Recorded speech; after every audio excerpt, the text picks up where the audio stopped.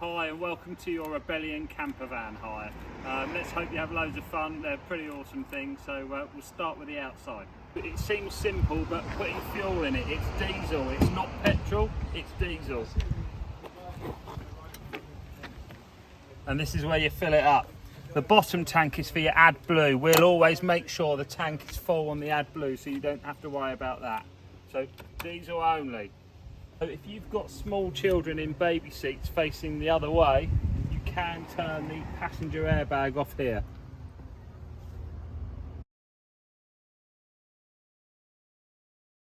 Again, 30 litres fresh water here using this key, and your mains hookup facility if you're hooked onto a site is here.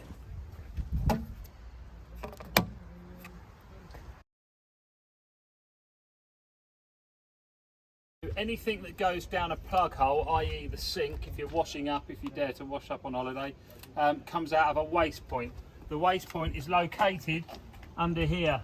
It'll only be grey waste, whatever goes down your plug hole, and that's what you'll need to catch whilst on campsites. This is your gas locker. You open it by turning these handles 90 degrees and just lift the cover off. Inside there you'll find your camping gas 907 gas bottle, which is the standard one in all camper vans. On top of this you'll find your regulator. This regulates the gas pressure into the hob so that you know that the flame is at the correct level.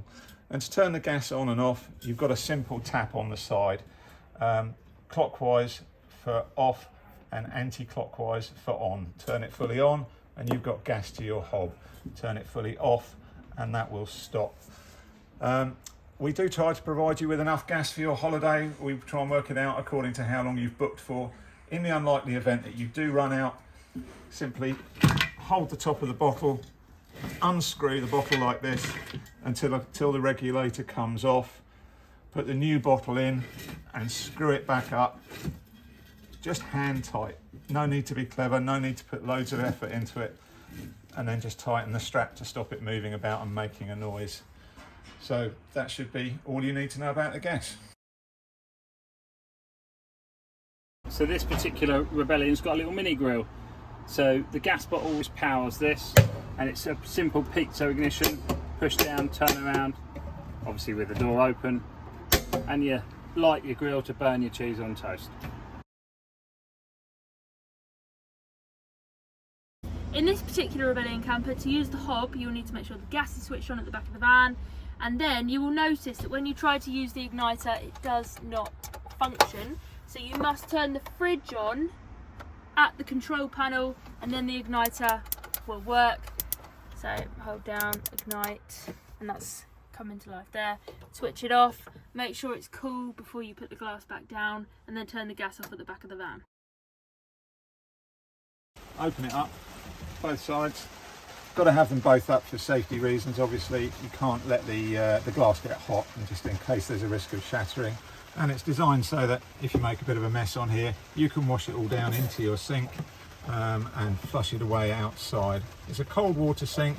Once you put your water switch on up here, the pump will be active and will only activate when you lift the lever there. There's a micro switch in there which will turn the pump on and off. Now the water will run out of the bottom of the van. It's only grey water, so it's not the end of the world, but you might want to collect it and dispose of it in a responsible fashion if that's how you feel. When you're finished with it all, close the tap down first, shut your lids, and it's ready for next time.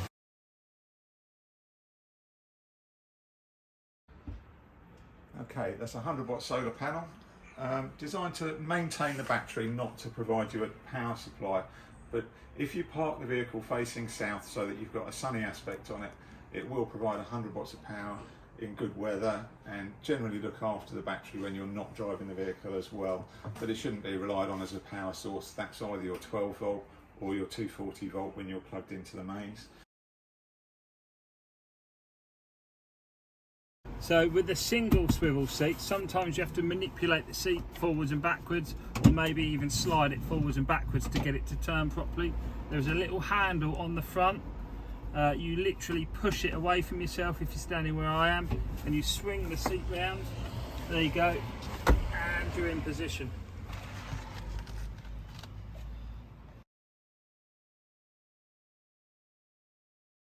Okay, so now we're going to get the roof up so you can stand up and potentially use the top bed.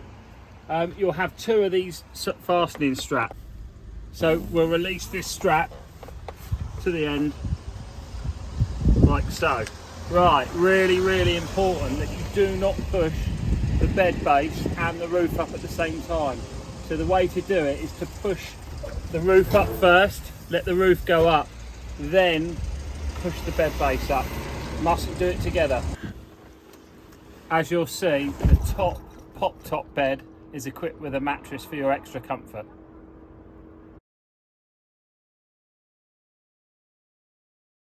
So the control panel activates the 12-volt power on the campervan.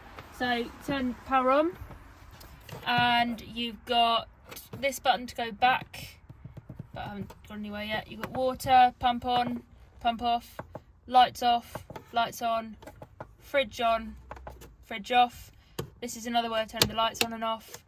USB plugs, main socket. Only use that if you're on mains. Do not use that if you are not hooked up to mains. These will work on 12 volt. And don't forget to turn it off when you leave the campervan to save power.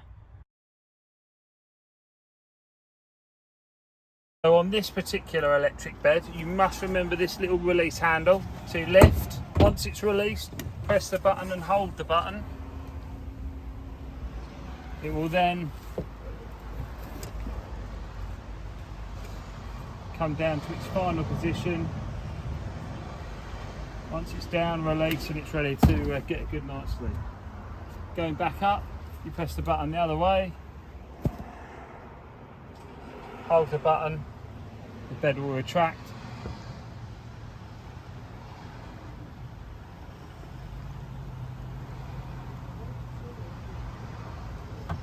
Make sure it's locked, you're ready for the next adventure.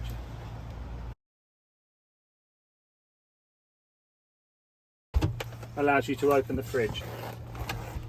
The fridge is actually already on, but the on-off switch is here, so that turns it on and off, and this one on the right determines the temperature of the fridge. So the more that's warm lettuce, and that's iceberg lettuce, which is the highest setting. So you just scroll through your setting there. And remember, that's a 12 volt fridge, so be conscious of power usage if you are wild camping, that will be running off the battery. And to turn the fridge off, you just press and hold the button there to turn it off. So this campervan has a tailgate boot. Just going to open it up, and stored in the back, you've got your table here, so you just unclip it, slide it out. There's a little switch on the bottom here which you manoeuvre and drop the leg down. It will then fit anywhere on this rail that goes along here so that you can hear. Sorry about the noise of the rain at the moment. Once you've got it on there, there's two little catches underneath that you use to lock it in place. In addition to that, we put another table here which you can pull out for use when you're in the front seats, and that just slides away very straightforwardly. Make sure it's fully retained so it doesn't come open when you're going around corners. When you want to stow it away, release at the bottom in the same reverse fashion, lift it off, fold the leg. Slide the bottom corners in, push up, make sure it's locked with this.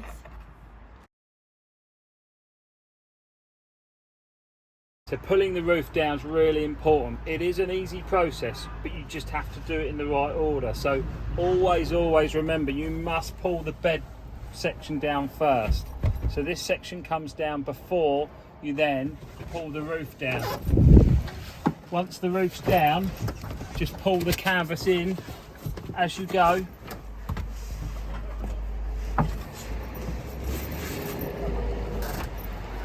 And then come outside and just make sure it's not snagged. So this is snagged, so this is bad.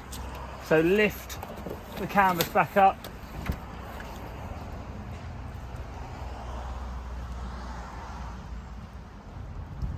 Just be sure that you never strap the roof with this canvas in there like that. So tuck it back in before we then go and strap it back down. Last but not least, you must make sure the near side and the off side have had their retaining straps really securely fastened down. So nice and tight, pull down, and then you can just wrap the excess up, which I'll do really quickly. It's super hot. And then tuck that away, and make sure you tuck everything else away that's not going to dangle down and interfere with your journey ahead.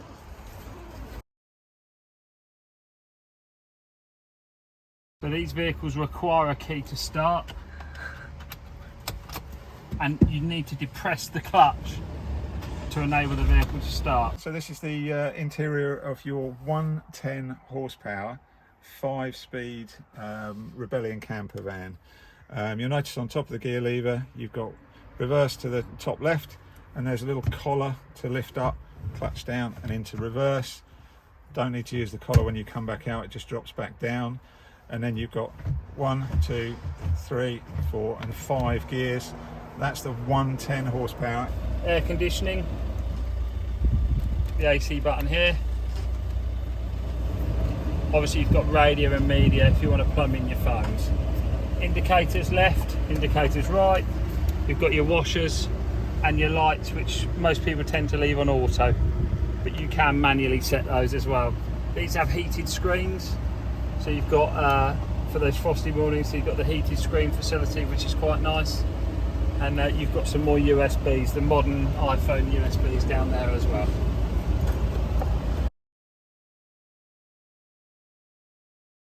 You've got the normal 3-point seat belts here, but if you do bring small children or dogs, if you put your hand under there, you have got 2 isofix points either side, so you can attach your child seat or dog lead safely to that.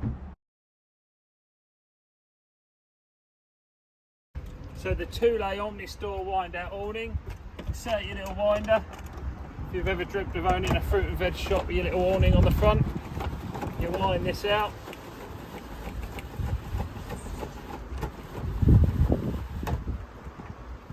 Get it to about there, drop your legs down, just pull out from the front of the case, got your little feet which peg the ground, do your little buckles up here, you'll see them just around here, same again this side, drop it down and then continue to wind it out. So you should end up with something that looks a little bit like that. But do not leave it out in the wind. Once you've pegged it down on the feet, it's good in sort of breezes, but if it's really super windy or you're a bit worried about it, put it away. Do not let it stay out in high winds. This is where it pegs down. So once you're done, you're going to wind it back in. Get it to about here and then put the legs in.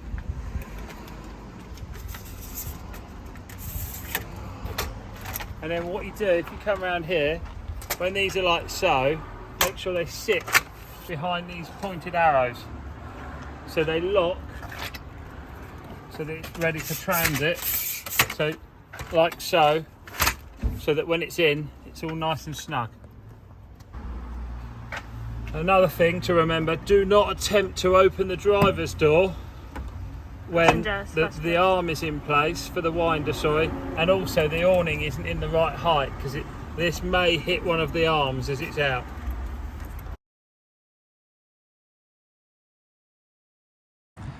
So if you're not in a naturist camp, you will need to put the summer blinds up. These are magnetised, which they just pop in like so, and then you get privacy, if you want it, of course. So you need privacy from the windscreen as well, so they just pop on in this case. So you've got them on the left and over here on the right. That will save your dignity. So all Rebellion campers as standard are equipped with the blackout curtains, which are really effective, and then these pop up into the bits to retain them, so you get a good night's sleep for your adventures the next day. Okay, when you pick up your Rebellion campervan for your holiday, it's important to notice that you'll have fancy alloy wheels on it. Those alloy wheels have particular wheel studs that are a right angle for attaching them. Your spare wheel, however, is the original wheel that came with the VW before we started converting it. When you look in your glove box, you would find the studs that are appropriate for that wheel. So if you did have to change it, you're unfortunate, you get a puncture and you did have to change it, you must use the correct wheel studs for the spare. And then if you have a repair done, use the correct wheel for putting the repaired wheel back on. I'm carrying on, or? Just do a new one, yeah, that's fine. Okay. Yep. One more important piece of information, we try and make these vans look as nice as possible, and in doing so we've put bigger wheels on for you, nice alloys to make them look smart, ride a bit lower, ride a bit higher, whichever adjustment we've made. If we've got those bigger wheels on and they're say 20 inch, then their diameter is greater than the original wheel. This will affect how the speedo works. It's quite important you note this. So if you're doing 65 miles an hour on the speedo, you will actually be doing something approaching 70. So you just need to be aware that it's roughly 5 miles an hour out at 60, 65 miles an hour. Just add a little bit for all speed limits. Thank you.